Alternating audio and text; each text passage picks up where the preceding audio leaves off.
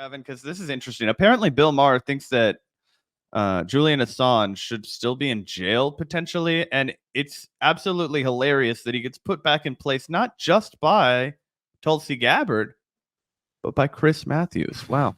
Let's go ahead. You guys know that we hate to give credit to the likes of Tulsi Gabbard and Chris Matthews, but we are fair. And what was the expression you said, Zach?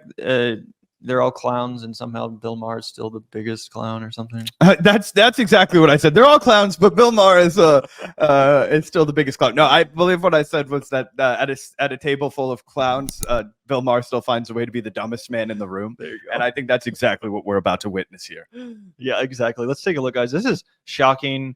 This is like literally indistinguishable from something you might have heard on Fox News coming out of the mouth of Bill O'Reilly in like 2004 or 2005 or something. I'm not even kidding, guys. It's crazy.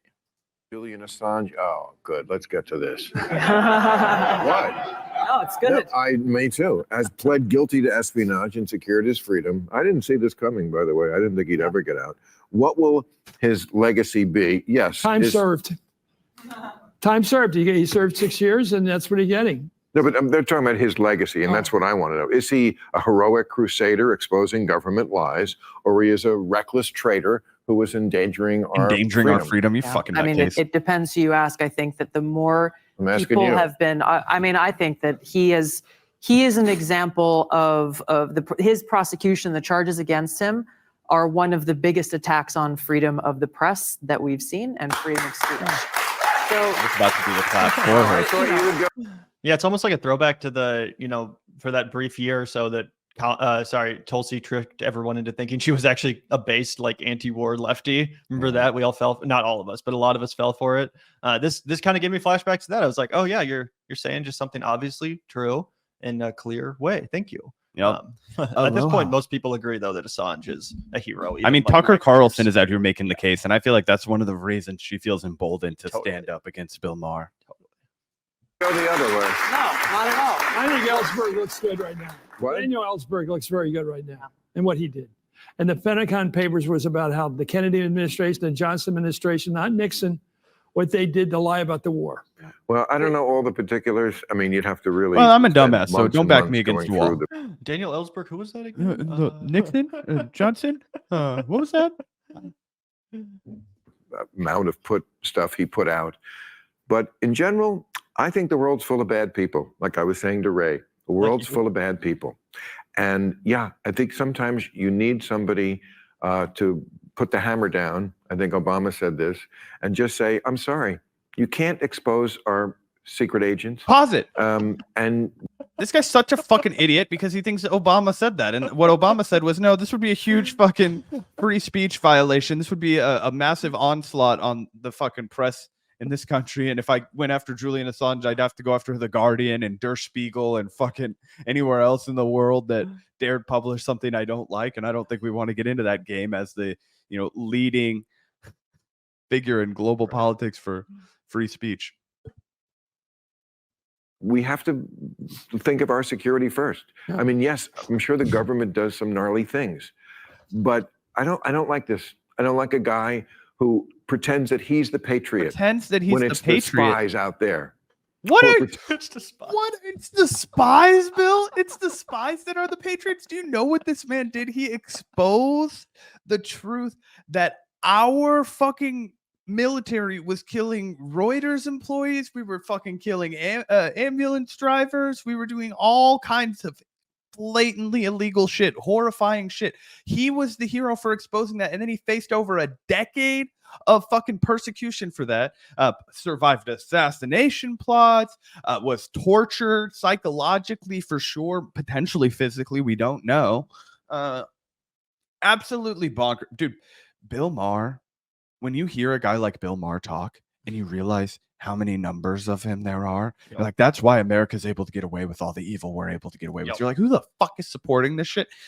It's Bill Maher's. There's a lot of Bill Maher's, man. It's a lot of Bill Maher's with their fucking green grass lawn. I also don't really remember what Bill Maher's take on Assange used to be, but I have a strong suspicion that it was less vile before he exposed Hillary Clinton and the DNC in 2016, because a lot of liberals, a lot of Bill Maher style liberals, when Assange was only exposing the Republican war crimes and George Bush, they did think he was a hero. Again, I don't specifically remember what Bill Maher's take was back in the day, but I do know that a lot of liberal types, elite establishment people like Bill Maher, their opinion totally they gave changed. Julian Assange a TED Talk. We were reacting to that when he got out. Like, we were talking about how they would never do that now. There would be no mainstream liberal apparatus that would let Julian Assange come give a speech. Even now, he's a free man. You know what I mean? It wouldn't happen. That was right after the Chelsea Manning charges had come out, and obviously, there was more support from liberal media for freeing Chelsea, right,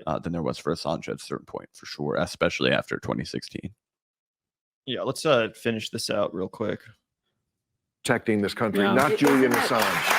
These people will clap for anything. There are These people fucking who want to destroy this country. And there are people who are plotting to get nuclear weapons and all the rest of it. And this guy is not the one who made sure that we have not really been attacked since 9/11. I don't think that was Assange's mission or his job title. He wasn't like a counterterrorism expert. He was a fucking whistleblower. That's the point. Sometimes even if there's a counterterrorism, military, whatever, there needs to be someone to expose when things aren't going well. Even if you want to live in this fake, perfect world where the CIA and the spies are doing good work out there and they're keeping us safe. Say you really do live in that world and you really do believe that. Even then, it's still important to have accountability. It's still important to have someone willing to be like, hey guys, there's a problem here. Not everyone in our military is acting in the best interests of the people. And in fact, they're making us look really fucking bad on the world stage, diminishing our ability to, claim moral high ground in instances where we want to. You could even look at it from that perspective and say, actually, Assange was helping the government. He was helping America save face by exposing the ugly truth and allowing us the chance to course correct. You could put it in that terms if you want to kind of live in this American exceptionalism world. But he can't even do that. Yeah, boy. Bill Maher is probably one of the most unlikable figures left in American media. So at least he has that strap left. I'm really trying to think of somebody who would grind my gears more. I would rather listen to Sean Hannity, probably. Drone.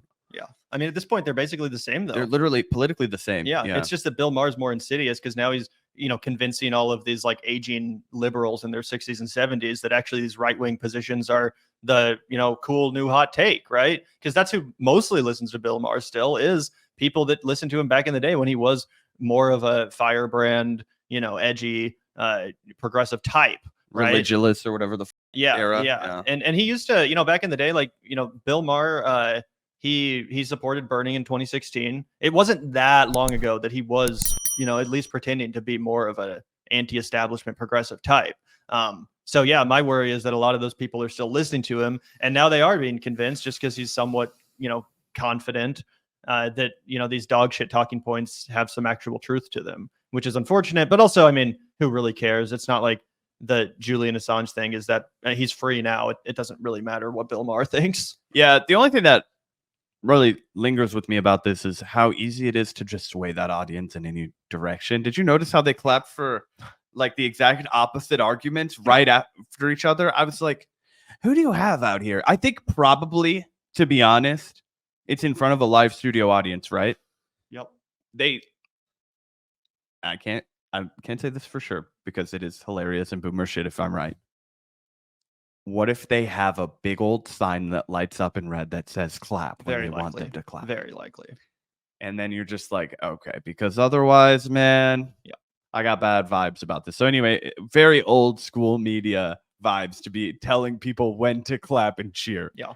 It's also probably the case that, Bill Maher, in addition to his old school mainstream liberal audience, it's also very possible that he has started to attract just a more straight up right-wing audience. 100%. I mean, if you look at his show now, it's not uncommon to see Ben Shapiro as a guest on the Real Time, or fucking Matt Taibbi or some loser like that, right? So it is possible that half that audience now genuinely agrees with Bill Maher, and they were clapping because they actually do agree with that. Although, I wouldn't be shocked if there's just a big clap sign.